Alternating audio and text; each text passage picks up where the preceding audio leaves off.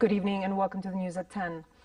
His Majesty King Abdullah departed on a working visit to Washington, D.C. to receive the Templeton Prize in appreciation for his efforts to promote interfaith harmony, safeguard Jerusalem's Islamic and Christian holy sites, and protect religious freedoms.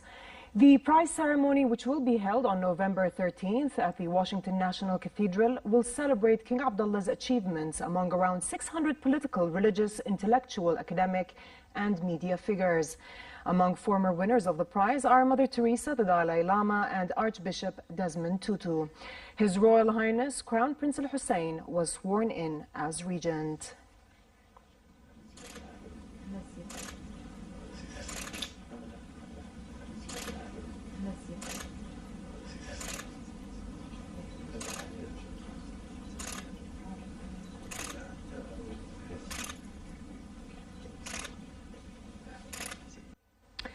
His Majesty the King received team members of the Hashemite Commission for Disabled Soldiers in recognition of their achievements at the Invictus Games in Sydney, where the wounded, injured, or sick armed services personnel and their associated veterans compete in various sports.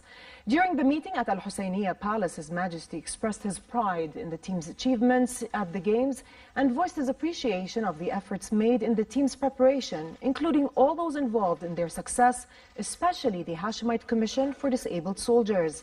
The Commission's team won 9 medals in total, 5 gold, 3 silver, and 1 bronze. His Royal Highness Prince Mariyas headed the Jordanian delegation to the Games, which included 17 members from the Hashemite Commission for Disabled Soldiers who took part in rowing, weightlifting, and volleyball competitions.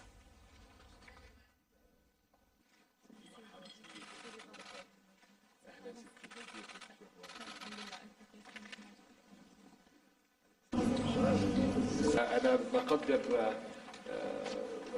كل اللي عملته بالنسبة لبلدنا، فيعطيكم ألف عافية. أنتم أبطالنا، فأنا كثير فخور أكون بمعيتكم اليوم وأسلم عليكم ونهنيكم. Prime Minister Omar al-Razzaz decided to refer 9 violations included in the 2017 Audit Bureau report to the Integrity and Anti-Corruption Commission. Razzaz also instructed all concerned authorities to immediately recover the illegally spent sums of money. Prime Minister Razzaz stressed the joint responsibility of his government and media outlets in clarifying the truth to people.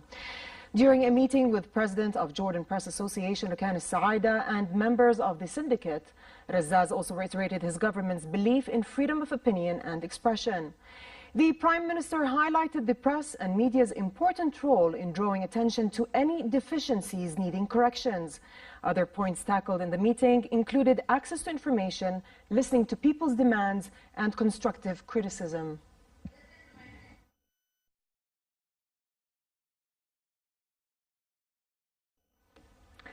Prime Minister Razzaz said Jordan is on an ongoing process to attach considerable attention to human rights in the kingdom. He also commended the Jordanian delegation's efforts in presenting the country's 3rd national report on the Universal Periodic Review of Human Rights at the United Nations in Geneva. During his phone call with head of the delegation, Bassel al-Tarawneh, who is the government coordinator for human rights, Razzaz urged the local delegation to further engage in consultations with stakeholders in Geneva. Minister of Foreign Affairs and Expatriates Ayman al-Safadi met with Singaporean President Halima Yaqub during a visit to the country. President Yaqub highlighted Jordan's key role in enhancing the culture of peace, moderation, and respect for the other. Safadi also met with the Singaporean Prime Minister and a number of other senior officials, during which the two sides voiced their desire to promote trade, investment, and cultural cooperation. During his visit to Singapore, Safadi also inaugurated Jordan's embassy there. Foreign Ministry spokesperson Majid al-Qatarni stressed that the Rukban camp is an international and Syrian issue, and Jordan's position supports finding a radical solution to the gathering there. Al-Rukban inhabitants, Qatarne said, are Syrians on Syrian soil, adding that Jordan provided humanitarian assistance to them through its territory due to the situation on the ground in Syria. But now that the road to Rukban from inside Syria is safe, humanitarian aid should be sent from inside the country. Qatarne said the gathering at the camp is the responsibility of Syria and the international community and not Jordan. Israeli soldiers shot and killed a Palestinian man at the Gaza border fence with Israel. People gathered at Shuhada al-Aqsa hospital in Deir al-Balah around the body of the unidentified Palestinian. The Israeli military claimed the Palestinian was sabotaging the fence. His death brought to 220 the number of Gazans killed at the border since the protests began there 7 months ago.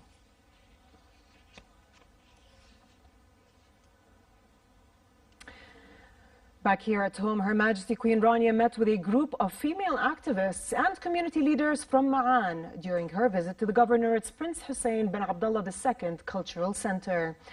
The Queen told the gathering that Jordanian women are making significant advances in many fields and securing leadership positions, but said that despite their progress, their status hasn't yet reflected the size of their ambitions and potential. The Queen, who commended the women of Ma'an for overcoming obstacles through their unwavering determination, also stopped by the Ma'an Zaha Cultural Center. The Queen was introduced to the center's young robotics team, who shared with Her Majesty their UK experience at an international robotics competition last year.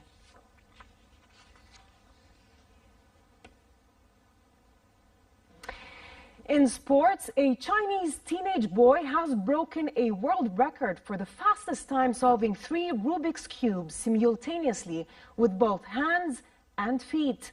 The Guinness World Record set 13-year-old Chu Jianyu completed the record in a time of 1 minute, 36.39 seconds on October 13th. Chu, who started playing with the multicolored 3-dimensional puzzle at the age of 6, is no stranger to Rubik's Cube solving world records, as he holds a Guinness World Record for the fastest time solving 3 Rubik's Cubes while juggling, and the fastest time solving a Rubik's Cube upside down. 只要有梦想的话，只要努力去做，都一定可以实现的。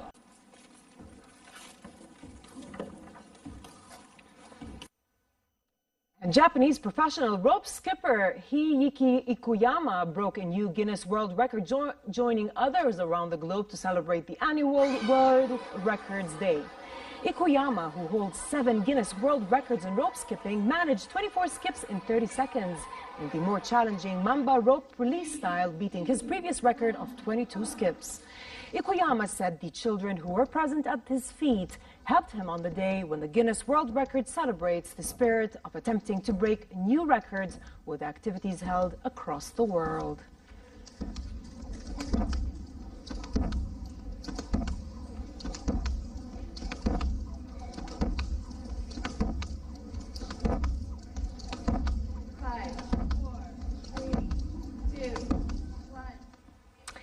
And finally, the weather outlook.